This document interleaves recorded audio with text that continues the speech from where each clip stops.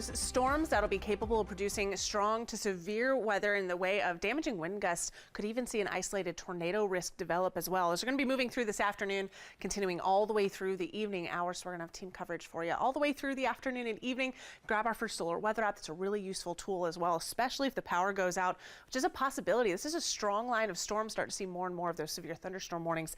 As I mentioned just a little bit ago, that severe thunderstorm watch that I had mentioned, it's in place locally for the Charlotte Metro and extending south and west. Also encompasses a good part of western South Carolina down into Georgia, southeastern parts of Alabama, down towards the Gulf Coast of Florida, the Panhandle, also within this severe thunderstorm watch. And this is where you have that level 3 out of 5 risk for severe weather. So numerous severe storms going to be a possibility. Let's zoom in closer to home in our Piedmont region, really on either side of the I-85 corridor and extending to the south and east. That level 3 out of 5 risk for severe weather, more scattered risk for strong to severe storms along the I-40 corridor and extending up into the mountains where you have that level 2 out of 5 risk. Let's get right into the timing of this. Here's 2 o'clock, what radar could look like.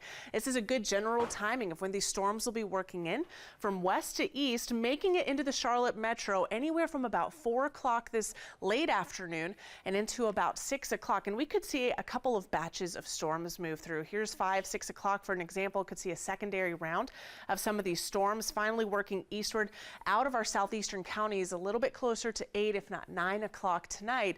And then we have clearing underway that'll take place into tomorrow morning. So again, it's going to be from the afternoon hours all the way until about 8 o'clock until these storms finally push eastward. That severe thunderstorm watch comes to an end at 7 o'clock. And we'll see if that gets extended to include some of our southeastern counties. Here's the risks that we're looking at. Heavy rain, that's likely no matter where you get these thunderstorms. Damaging wind gusts, that's going to be our main concern. We mentioned this, but that can knock down trees, that can knock down power lines. So whether you have a tornado warning issued for your area or a severe thunderstorm warning issued for your area, turn those alerts on loud. Now is a good time to do that. Charge up those devices, have that First Alert weather app, all good tools in order to do this.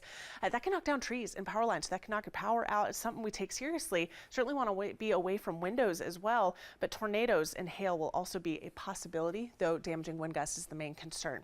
Still watching for some breaks in the cloud cover that we have over uptown Charlotte. We're looking east from our studios here. Still see a decent amount of cloud cover.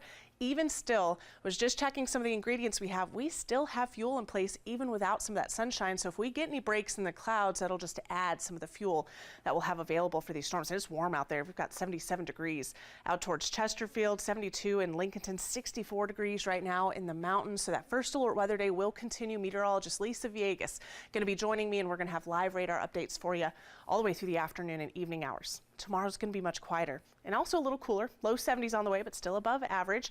Mid 70s by Wednesday. Few showers possible. I want to step out of the way here. Look at Friday and Saturday on your screen. That First Alert's not in place for storms, but near record heat. We're going to be sitting around 90 degrees by the end of this week and the start of the weekend.